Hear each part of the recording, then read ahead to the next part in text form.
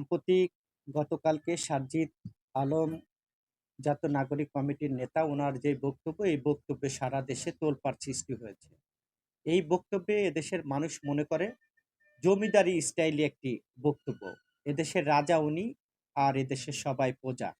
সেই স্টাইলে উনি বক্তব্য দেওয়ার চেষ্টা করছেন এবং আ এক প্রকার মানুষকে ধমক দিয়ে কথা বলার চেষ্টা করছেন। আমরা দেখেছিলাম গত ১৭ বছরে শেখ হাসিনার অপকর্মের বিরুদ্ধে আমরা যারা কথা বলেছি গণতন্ত্রের জন্য, নির্বাচনের জন্য, তখন শেখ হাসিনা আমাদেরকে চোখ রাঙিয়ে কথা বলতেন।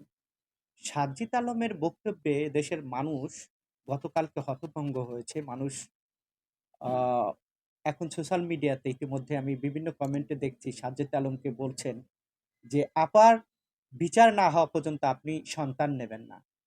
এই যে মানুষের উনার প্রতি যেই আ ভিন্ন দৃষ্টিমত সৃষ্টি হয়েছে, এটা তো উনার কারণেই হয়েছে।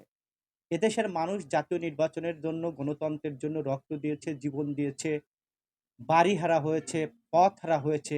সেই গণমানুষের উপেক্ষা করে উনি বলার চেষ্টা করছেন যে, জাতীয় নি আ শেখ হাসিনার বিচারের আগে কেউ জাতীয় নির্বাচনের কথা বলতে পারবেন না। আরে ভাই, শেখ হাসিনার বিচার তো বাংলাদেশের সকল শ্রেণী পেশার মানুষই চায়, আওয়ামী লীগ বাদে। কিন্তু বিষয়টা হলো এই সার্জিতরা জয় বাংলা স্লোগান দিয়ে রাজনীতিতে পদার্পণ তাদের। কিন্তু আজকে এই সোশ্যাল মিডিয়াতে দেখছি নানান রকম আওয়ামী লীগের প্রভাবশালী ক্যাডার, মাস্তান, কালো টাকার মালিক তাদেরকে তারা রাজনীতিতে পুনর্বাসন করার জন্য উঠে পড়ে লেগেছেন এবং তাদের দলে কিন্তু গণমাধ্যমে দেখিয়েছেন দলেও ক্যাডার ফাইসালকে তারা অন্তর্ভুক্ত করেছেন। তার মানে একই মুখে ২ রকম কথা। এখন মানুষ এটা নিয়ে সন্দিহান। কারণ এই জাতীয় নির্বাচনকে নিয়ে তারা কালক্ষেপণ করার চেষ্টা করছে, যার কারণে এই ধরনের বক্তব্য দিচ্ছে।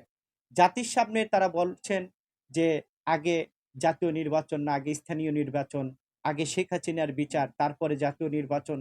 বাংলাদেশের মানুষ সকলেই শেখ হাসিনার বিচার চায়।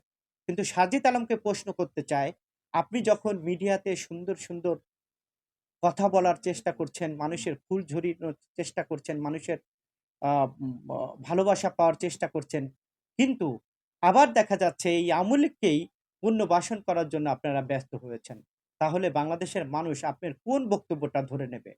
আপনার আসল কোন রূপ রাজনীতিতে সেটা মানুষ জানতে চায়। আপনি ছাত্রত্ব ছিলেন, এখন আপনি জাতীয় রাজনীতিতে পদার্পণ করেছেন। আপনার কথাবার্তা সহনশীল হতে হবে।